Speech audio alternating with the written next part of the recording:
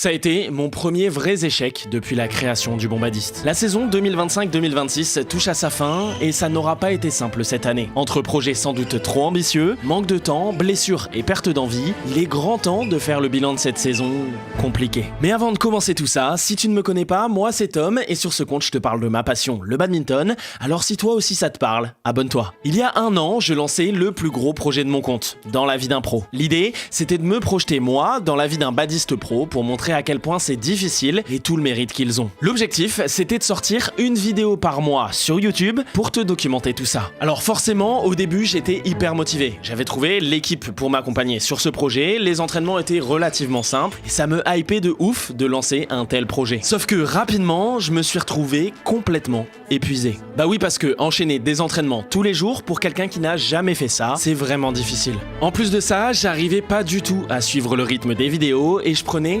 énormément de retard. Mais le plaisir et la motivation étaient toujours là, les premiers entraînements commençaient à porter leurs fruits avec de vrais bons matchs et surtout de super retours sur les vidéos me montrant que ça marche. Alors je m'accroche et je donne tout, en prépa physique, prépa mentale, à l'entraînement et même en nutrition. Mais en décembre, il se passe ça. Et là, c'est le drame. Mon corps est épuisé et craque. Résultat, une grosse entorse et 3 mois d'arrêt en dehors des terrains. Mais surtout, un sentiment qu'enfin ça s'arrête, qu'enfin je vais pouvoir prendre le temps de me reposer. Et en vrai, c'est vraiment ça qui a le plus manqué, le repos. Et même si on essayait de gérer les temps forts et les temps faibles avec l'équipe, la réalité c'est que pour quelqu'un qui n'a jamais fait ça, c'est juste impossible à tenir. Et en vrai, c'est un peu ce que je voulais montrer à la base. Même si j'étais très loin de ce que peuvent faire les sportifs pros, je me suis rendu compte que j'avais clairement pas cette capacité à ne jamais arrêter. Et j'étais arrivé à un moment où tout tournait autour des vidéos et du badminton. C'est clairement une passion pour moi, mais là, c'était trop. Me lever le matin, filmer l'entraînement, monter les vidéos, continuer de développer ce compte, créer des contenus courts, travailler pour les clients, et tout ça 100% seul.